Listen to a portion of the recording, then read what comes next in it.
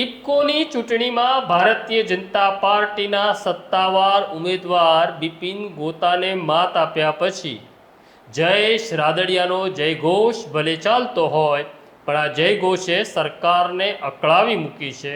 અને એટલે જ એક મોટા સમાચાર એવા આવી રહ્યા છે કે રાજકોટ જિલ્લા સહકારી બેંકના એક કથિત કૌભાંડનો મામલો અત્યારે ગુજરાત હાઈકોર્ટમાં છે.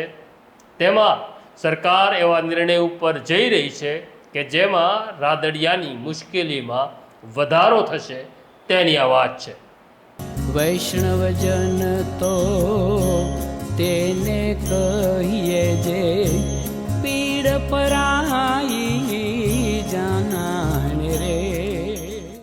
નમસ્કાર, નવજીવન ન્યૂઝમાં તમારું સ્વાગત છે અને હું છું તમારો પ્રશાંત દયાળ. જ્યારે તમે સરકાર સામે લડો અથવા સરકાર સામે બાયો ચડાવો ત્યારે તમારે પૂરતી તૈયારી રાખવાની કે સરકાર સામી છાતીએ તો ઠીક, પણ પીઠમાં પણ ખંજર મારે તો નવાય નહીં, કારણ કે આ સરકારનો સ્વભાવ અને સરકારની તાસીર હોય છે. ભારતીય જનતા પાર્ટીના સત્તાવાર ઉમેદવાર તરીકે ભાજપે બિપિન ગોતાનો મેન્ડેટ આપ્યો હતો. ઇફકોની ચૂંટણી રસાકસી ભરી હતી, કારણ કે બિપિન ગોતાનો મેન્ડેટ આવે તે પહેલા જયેશ રાદડિયાએ ફોર્મ ભરી દીધું હતું.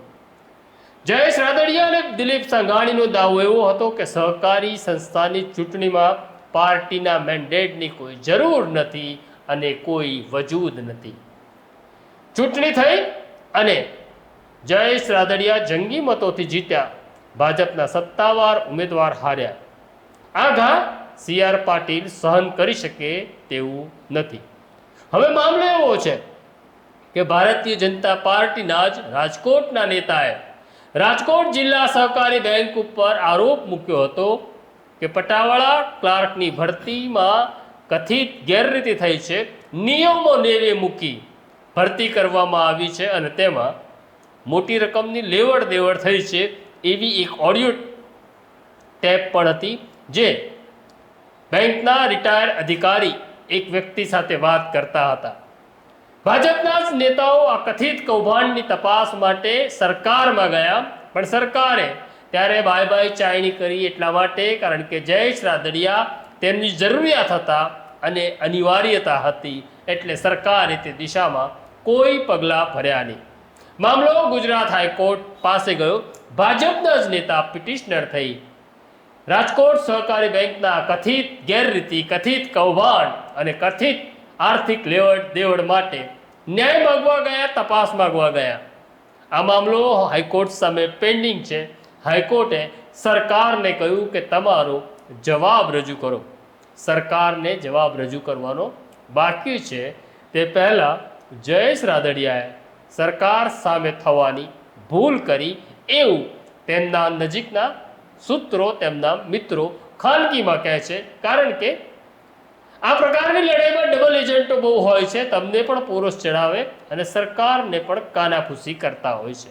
હવે જાણકારી એવી મળી રહી છે કે સરકારે હાઈકોર્ટમાં જવાબ રજૂ કરવાનો છે, ત્યારે આ જવાબ સિફતપૂર્વક એવી રીતના રજૂ થશે કે જેમાં જયેશ રાદડિયા અને તેમની સાથે રહેલા ડિરેક્ટરો આરોપી બને તો નવાય નહીં.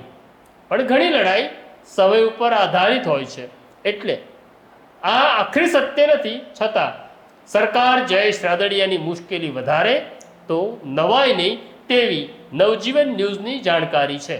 આ સ્ટોરી તમને કેવી લાગી અમને જરૂર કોમેન્ટ બોક્સમાં લખજો. નવજીવન ન્યૂઝ એટલે બીજા કરતાં જુદી જાણકારી આપનારું એક માધ્યમ છે.